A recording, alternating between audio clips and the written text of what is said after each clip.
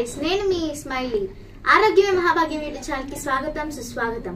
ముందుగా మీ అందరికి దీపావళి శుభాకాంక్షలు. అందరికీ దీపావళి శుభాకాంక్షలు. మా నాన్నగారు అడిగిన దీపావళి కథని ఇవాళ మా అన్నయ్య రాజేంద్ర తన మాటల్లో చెప్పబోతున్నాడు. మొదలు పెడతామా? పూర్వం హిరణ్యాక్షుడు మరియు హిరణ్యకశిపుడు అనే ఇద్దరు రాక్షసులు ఉండేవాళ్ళు. వాళ్ళు ప్రపంచం మొత్తం వాళ్ళ గుప్పెట్లో పెట్టుకుందామని ఒక్కొక్క ప్రపంచానికి వెళ్ళి వెళ్తా ఉంటారు.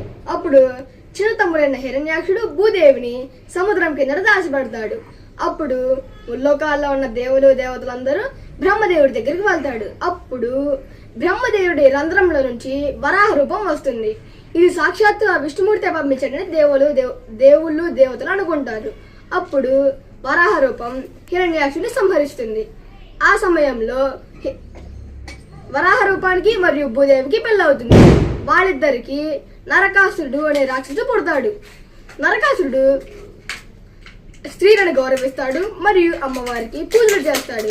అప్పుడు పక్క రాజ్యంలో ఉన్న రాజులు మనం స్త్రీలకు గౌరవించడం ఏంటి, వాళ్ళు మనకి గౌరవించాలి, వాళ్ళు మనకి పూజ చేయాలి, వాళ్ళు మనకి ఆట వస్తువుల్లాగానే హీరణ చేస్తాడు స్త్రీలను.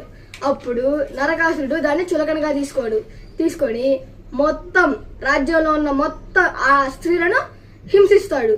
ముల్లోకాల్లో ఉన్న దేవతలను కూడా హింసిస్తాడు. అప్పుడు విష్ణుమూర్తి భూదేవి దగ్గరికి వెళ్తాడు.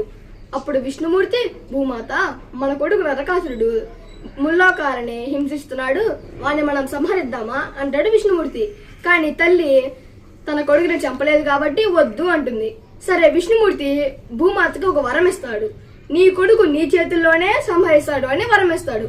అప్పుడు భూమాత ఏ తల్లైనా తన కొడుకుని చంపుకునిద్దా అని అనుకునిద్ది. అప్పుడు విష్ణుమూర్తి శ్రీకృష్ణ అవతారం ఎత్తుతాడు. శ్రీకృష్ణ అవతారం అంటే కృష్ణుడి భార్య సత్యభామ. వీళ్ళిద్దరూ నరకాసుని సంహరించడానికి యుద్ధానికి బయలుదేరుతారు. అప్పుడు సత్యభామ, నేను కూడా వస్తా కృష్ణ అని యుద్ధానికి వస్తుంది. కానీ కృష్ణుడు మాత్రం, వద్దు సత్యభామ, ఇది అసలే యుద్ధం, నువ్వు చేయలేవు అంటాడు కృష్ణుడు.